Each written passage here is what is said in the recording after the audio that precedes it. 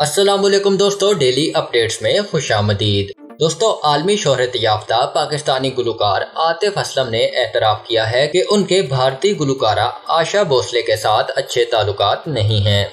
आतिफ असलम ने हाल ही में निजी टीवी के एक शो में बतौर मेहमान शिरकत की। उन्होंने इस शो में पड़ोसी मुल्क भारत में काम करने के अपने तजुर्बे के बारे में बात की।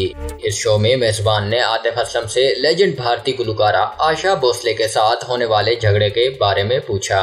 उन्होंने इस सवाल के जवाब में कहा कि शुरू में जिस शो का हम हिस्सा थे उसकी वजह से मेरा उनके साथ झगड़ा हो गया था। उन्होंने एतराफ़ किया कि हमारे एक दूसरे से अच्छे ताल्लुकात नहीं थे और ऐसा कुछ अरसे तक चलता रहा। आतिफ असलम ने बताया, क्योंकि आशा भोसले की बेटी मेरी मद्दाह हैं, तो इसलिए उन्होंने मुझे कॉल करके कहा कि उनकी बेटी ने उनसे पूछा है कि उन्हें इतने खूबसूरत आदमी से मसला क्यों है। उन्होंने कहा कि आशा भोसले ने अपनी बेटी की वजह से सब कुछ भूलकर मुझे माफ कर दिया है और ये एक तरह से उनका बड़ापन था जिससे मैं बहुत मुतासिर हुआ।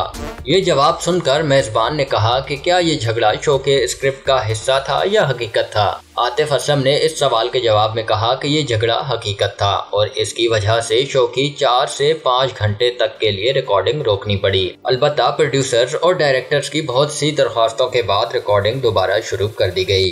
उन्होंने कहा कि इस दिन के बाद से आज तक सोशल मीडिया पर भारत में मेरे काम का एतराफ़ किया जाता है और इस बात को तस्लीम किया जाता है कि फनकार का अपना भी एक स्टेटस होता है। अब तक के लिए इतना ही दोस्तों। मजीद वीडियोस के लिए मेरे चैनल डेली अपडेट्स को सब्सक्राइब कीजिए और बेल आइकॉन पे क्लिक कीजिए ताकि मजीद आने वाली वीडियोस आप तक सबसे पहले पहुंच सकें। अल्लाह हाफिज।